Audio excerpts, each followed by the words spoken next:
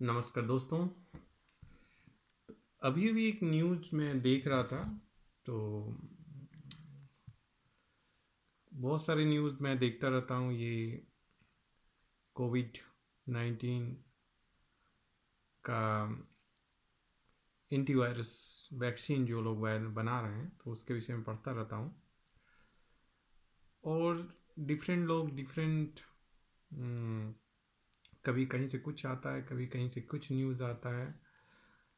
अभी भी एक जो न्यूज़ आया वो क्वाइट इंटरेस्टिंग है कि अमेरिका का जो पहला टेस्ट जो किया गया था, मेरे ख्याल से, मुझे जहाँ तक याद है, फरवरी में था ना, फरवरी में जो है। और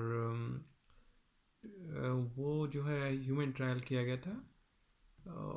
और उसके कुछ दिन बाद जो है चाइना में ह्यूमन ट्रायल हुआ वैक्सीन का।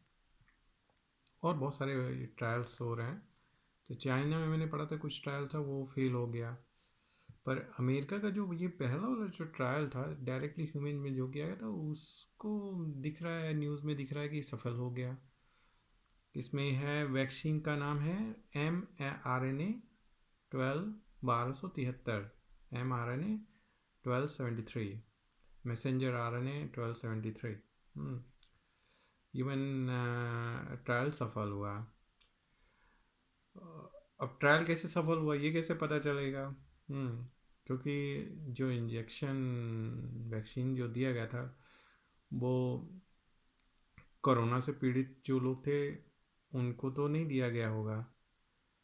पहले जो है और लोगों में दिया गया होगा। उसकी पहले फर्स्ट पेज जो है सेफ्टी होती है, सेफ्टी देखना पड़ता है कि सेफ है कि नहीं है। उसके बाद थोड़ी सी इफिशियंसी देखना पड़ता है, क्या इफ़ेक्ट पड़ सकता है। उसके बाद जो है पेशेंट जो होते हैं या इन्फेक्टेड लोग होते हैं, या तो इन्फेक्शन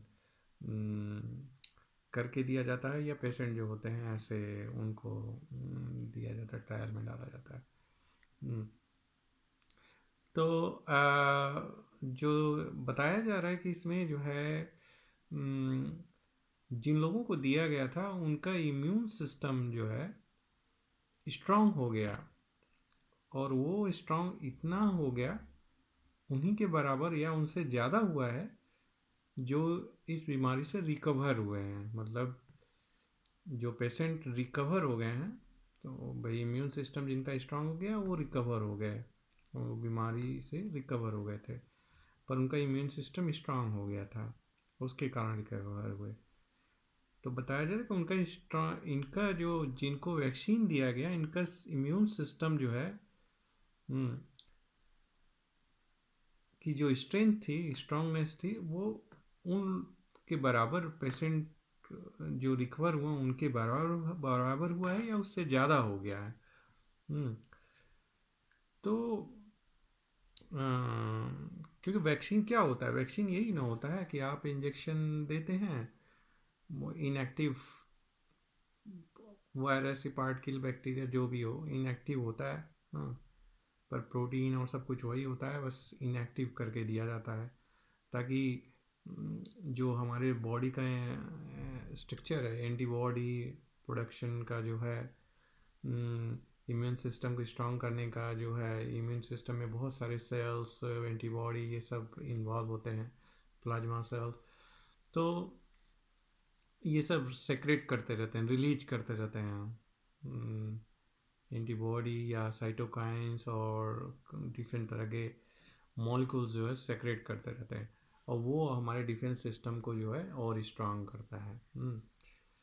तो इसमें कोई भी इन्फेक्शन होता है तो इम्यून सिस्टम उसके अगेंस्ट काम करता है, वो एक सेल्फ डिफेंस है, वो उसको काम करता है। और वो सेल्फ डिफेंस जो है, जब फेल होता है तभी जो है आदमी जो है इन्फेक्टेड होता है, और मतलब थोड़ा दवा ववा लेने की ज़रूरत पड़ती है। तो शुरू केस में तो यही होता है कि बॉडी का स्ट्रक्चर, सेल्फ डिफेंस जो सिस्टम है वो खुद ही एक्टिवेट होता है और अपनी स्ट्रेंथ बढ़ाता है लड़ने के लिए, कि मैं इसको जो है किल कर दूंगा। पर अगर फेल हो जाता है तब उसके बाद जो है हमको आर्टिफिशियल चीज़ों लेना पड़ता है, जैसे दवा हो गया, वैक्सीन हो गया, ये सब मेड है ना, ये ह्यूमन मेड है ये सब। जो क्या, तो इसमें न्यूज़ में ये दिखा रहा है कि ये जो वैक्सीन बनाया गया ये उन मरीज जो मरीज थे जो रिकवर हो गए हैं उनके बराबर जो है उनकी इम्यून सिस्टम उनके बराबर या उनसे ज़्यादा ताकतवर पाया गया है। ट्रायल में जो 18 से 55 साल के लोग थे, 18 से 55 वर्ष के 45 45 हेल्दी लोगों ने भाग लिया था उसमें। और ये सफल दिख रहा है।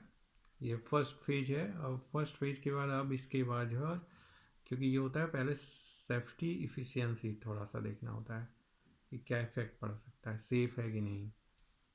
उसके बाद जो है अब नेक्स्ट स्टेज वाले में इंटर होगा। अच्छी खबर यहाँ के पहले इंसान इंसान सकारात्मक लगा, ठीक है। और साइड इफ़ेक्ट भी बहुत मामूली बता रहा है यहाँ पे कि साइड इफ़ेक्ट भी बहुत कम रहा है। और क्या है इसमें न्यूज़ में, वैक्सीन का नाम mRNA-1273 नाम का यह वैक्सीन जिस कैंडिडेट को दिया गया था उसके शरीर में केवल मामूली दुष्प्रभाव देखे गए हैं। वैक्सीन का प्रभाव सुरक्षित और सहनीय पाया गया है। ठीक है। 42 कैंडिडेट्स जो है उनको दिया गया। 42 काफ़ी है। ठीक है। और कोई न्यूज़ में कोई चीज़ और चीज़ जो कि बता सकता हूँ मैं आपको। 16 मार्च को दिया गया था ये। 16 मार्च को सिएटल की काइजर परमानेंट रिसर्च फैसिलिटी में सबसे पहले ये वैक्सीन 2 बच्चों की माँ 43 वर्षीय जेनिफर नाम की महिला को लगाया गया था। ठीक है। तो ये याद जेनिफर को लगाया गया था। 2 बच्चों की माँ थी वो।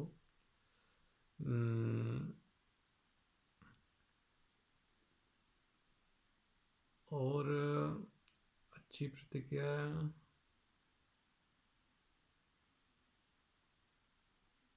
अच्छा, अब ये जो है जो नतीजे आए हैं, रिजल्ट्स जो आए हैं ह्यूमन ट्रायल से, और माइस चूहों पे भी जो है डिफरेंट डोज का जो है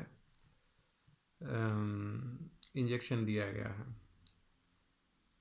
तो क्योंकि कंपनी डायरेक्टली मतलब ह्यूमन ट्रायल, अब तो ऐसा सिचुएशन आ गया जिसमें कि आप, क्योंकि उसके बहुत सारे प्रोसीजर्स होते हैं। पहले जो है लैब में टेस्ट कीजिए, फिर उस पर एनिमल में टेस्ट कीजिए, पहले माइस में टेस्ट कीजिए, फिर बड़े एनिमल में कीजिए, फिर और बड़े, फिर बंदरों में कीजिए, चिंपांजी में कीजिए, मतलब ऐसे करके तब जाके ह्यूमन में किया जाता है। और यहाँ पे क्या किया गया, क्योंकि केसेस इतने ज़्यादा हैं कि यहाँ पे डायरेक्टली जो है ह्यूमन ट्रायल स्टार्ट किया गया। और बहुत सारे देशों में डायरेक्टली जो है उसको गवर्नमेंट परमिशन भी दे रही है कि आप डायरेक्ट जो है, क्योंकि जहाँ हज़ारों लोगों की जान फंसी हुई है तो करना ही पड़ेगा ये। तो बता रहा है कि माइस में जो ट्रायल की गई है, जो स्टडी की गई है, उसमें उसके डाटा के आधार पे अब जो है वो लो डोज का जो है इंजेक्शन दे के, कि एक दवा का अमाउंट होता है तो आप कम अमाउंट में दवा दे के, इंजेक्शन दे के देखेंगे कि क्या होता है।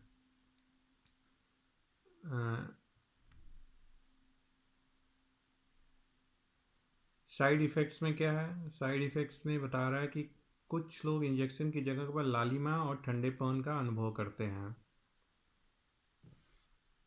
वो तो मेरे उस पे, हम लोग जो इंजेक्शन हम लोग को बचपन में लगता है यहाँ पे स्कार बना हुआ है, मतलब निशान बने हुए हैं, तो लालिमा और ठंडेपन का अनुभव किया।